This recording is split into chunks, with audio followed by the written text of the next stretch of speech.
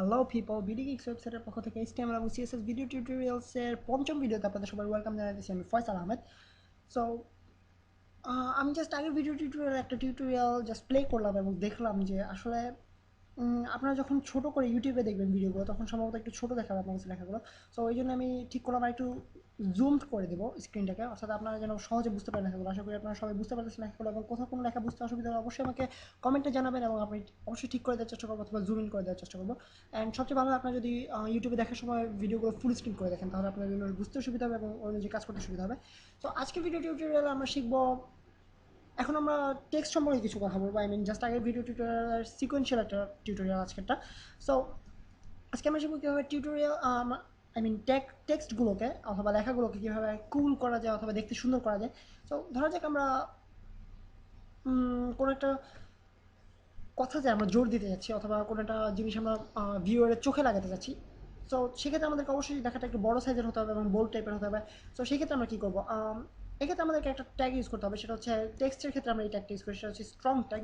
ধরা যাক আমরা চা দোকানের কথাটাকে আমরা বড় করে দেখাতে চাচ্ছি, অথবা হ্যাঁ, চা দোকানটাকে বড় করা যায়।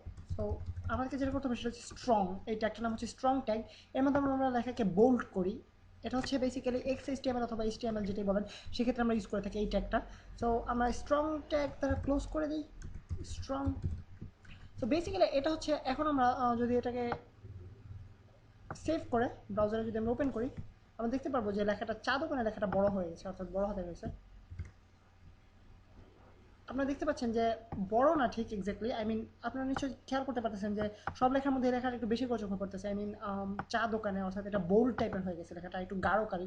সো এটা হচ্ছে বেসিক্যালি স্ট্রং ট্যাগ, অর্থাৎ বোল্ড করার ক্ষেত্রে লেখাকে আমরা যদি ভিউয়ারকে অ্যাট্রাক্ট করতে চাই কোনো একটা লেখার প্রতি, সেক্ষেত্রে আমরা এটা ইউজ করবো। আরেকটা জিনিস হচ্ছে, সেটা হচ্ছে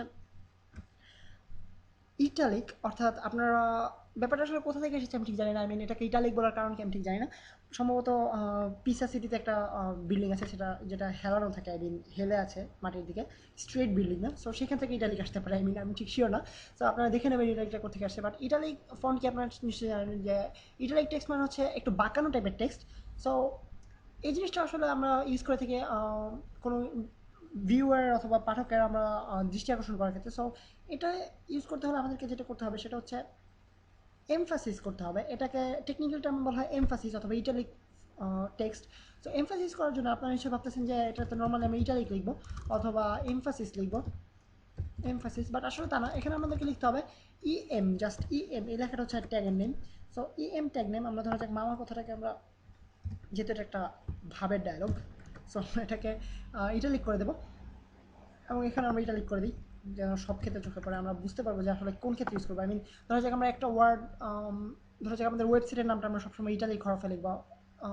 সম্ভবত বিডি গিক্স ওয়েবসাইটে আপনারা গেলে দেখতে পাবেন যে যদি আমি ওয়েবসাইটের বিডি গিক্স কথাটা যত জায়গায় ইউজ করা আছে আপনাদের চোখে ধরা দিতে চাইতাম, আপনাদেরকে স্পেশালি অ্যাট্রাক্ট করতে চাইতাম যে বিডি গিক্স নামটার ক্ষেত্রে, সেক্ষেত্রে আমি এটাকে ইটালিক করে দিতে পারি অথবা স্ট্রং করে দিতে পারি। সো বেসিক্যালি এটা হচ্ছে টেক্সটকে ইমফাসিস করা অথবা টেক্সটকে স্পেশাল কোনো ক্যারেক্টারে পরিণত করার সুবিধা। সো আমরা যদি এখন এটা সেভ করে রান করি, আপনারা দেখতে পাবেন লেখাটা বাঁকা হয়ে গেছে। মামা লেখাটা যত জায়গায় আছে সে জায়গায় বাঁকা টাইপের হয়ে গেছে লেখাটা।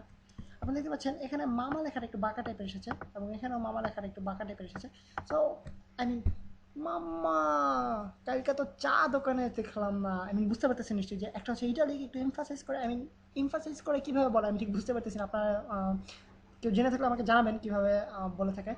সো এটা হচ্ছে বেসিক্যালি ইটালিক এবং এমফাসিস, অথবা ইটালিক অথবা এমফাসিস এবং স্ট্রং টাইপ অফ টেক্সট। দেন আমরা চলে যাই আমাদের নেক্সট টপিক হরাইজন্টাল লাইন সম্পর্কে আপনাদেরকে একটা আইডিয়া দেওয়া যাক। সো এটা হচ্ছে বেসিক্যালি বলা যেতে পারে একটা লাইন। ওয়েবসাইটের এই যে কোনো ওয়েব পেজের এই মাথা থেকে ওই মাথা পর্যন্ত একটা লাইন। তো আপনারা হিসেবে ভাবতেছেন এই টাইপের ডাম্প জিনিসের কী দরকার, কেন আমি ওয়েবসাইটের মাঝখানে একটা লাইন চাবো। বাট আপনাদেরকে যদি একটু দেখানো হয় তাহলে আপনারা বুঝতে পারবেন আসলে জিনিসটা অনেক ওয়েবসাইটে আপনারা দেখে আসছেন। আপনারা যারা নেটে সার্চ করতে পছন্দ করেন তারা হয়তো অনেক ওয়েবসাইটে দেখেছেন যে আই মিন এই মাথা থেকে ওই মাথা পর্যন্ত লাইন আছে, বাট ঠিক আলাদাভাবে খেয়াল করেনি আসলে এটা একটা লাইন। সো আপনাদেরকে দেখানো যাক আসলে ব্যাপারটা কি। সো এক্ষেত্রে আমাদেরকে যে ট্যাগটা ইউজ করতে হবে সেটা হচ্ছে সিঙ্গেল ট্যাগ। আগে টিউটোরিয়ালে আপনাদেরকে বলা হয়েছে কিনা সেটা আমার মনে নেই ঠিক, যে এগুলোকে বলা হয় সিঙ্গেল ট্যাগ। লাইন ব্রেক অথবা হরাইজন্টাল লাইন, এগুলোকে বলা হয় সিঙ্গেল ট্যাগ, আর এগুলোকে তো বলা হয় ডাবল ট্যাগ। যেগুলো ওপেনিং এবং ক্লোজিং আছে, আর যেগুলো ওপেনিং এবং ক্লোজিং নেই, জাস্ট একটা ট্যাগ, সেগুলোর ক্ষেত্রে বলা হয় সিঙ্গেল ট্যাগ। সো হরাইজন্টাল লাইনটা হচ্ছে একটা সিঙ্গেল ট্যাগ, এবং এটার টেকনিক্যাল টার্ম হচ্ছে হরাইজন্টাল রুল। এই জন্য হরাইজন্টাল রুল থেকে শর্টকাট এসেছে HR। অ্যান্ড লাইন ব্রেকের ক্ষেত্রে আপনাকে আপনারা হচ্ছে বুঝতে পারতেছেন, এটা আপনাকে বলে দিতে হবে না, সেটা হচ্ছে বিআর, আই মিন বিআর আসছে ব্রেক থেকে। সো সম্ভবত, আমি নিজেও শিওর না, বাট জিনিসের সিমিলারিটি আছে, অর্থাৎ বিআর HR আপনারা বুঝতে পারতেছেন যে কোনটা কোথেকে এসেছে। সো এইচআর মাধ্যমে আমরা দেখবো আসলে এটা কী কাজটা করে।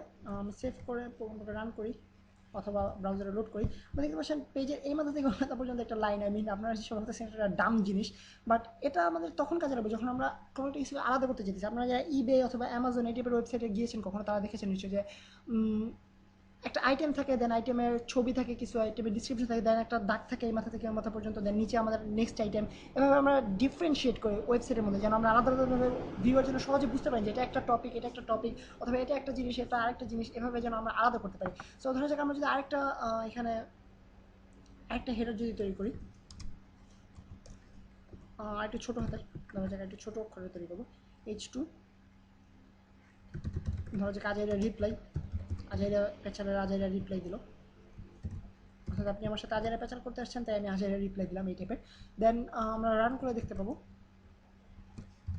আমি আসলে 2-3টা প্রোগ্রামিং ল্যাঙ্গুয়েজ শিখেছি, সো সেই জন্য একবার রান রান বলে, একবার ফাংশন বলে, আমি উল্টাপাল্টা বলে ফেলি। আপনারা একটু আপনাদের কষ্ট হবে বুঝতে, তারপর আমি সরি বলে নিচ্ছি আপনাদের কাছে, কেননা রান করে বলতে আসলে এখানে আমি বুঝাচ্ছি প্রোগ্রামটাকে, পেজটাকে আমি লোড করি।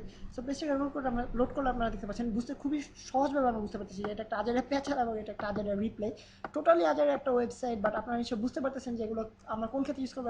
আপনারা যখন প্লে করবেন ব্যাপারগুলো নিয়ে, আপনারা যখন ব্যাপারগুলো নিয়ে এক্সপেরিমেন্ট করবে, তখন আপনার জন্য আরও সহজ হবে, আরও সুবিধা হবে জিনিসগুলো নিয়ে কাজ করতে। আপনারা বুঝতে পারবেন কোনটা কোন ক্ষেত্রে আপনারা ইউজ করতে পারেন। সো আপনাদের কাছে আমি এইটুকু এক্সপেক্ট করবো যে আপনারা নিজেদের ইচ্ছে মতো এক্সপেরিমেন্ট করবেন জিনিসগুলো নিয়ে, এবং যে জিনিসগুলো শেখানো হয় সেগুলো বারবার প্র্যাকটিস করবেন, কেননা আমরা যখন ওয়েব ডেভেলপমেন্ট করবো সেক্ষেত্রে আমাদের প্র্যাকটিসটা অনেক বড় একটা অপশন, অথবা বড় একটা অ্যাডভান্টেজ বলা যেতে পারে। আমরা প্র্যাকটিসের মাধ্যমে আরও বেশি বেশি শিখতে পারবো। সো আজকের ভিডিও টিউটোরিয়াল এই পর্যন্ত। নেক্সট ভিডিও টিউটোরিয়াল আপনাদের সাথে আবার দেখা হবে। সে পর্যন্ত আমি সাইন অফ করতেছি, ফয়সাল আহমেদ।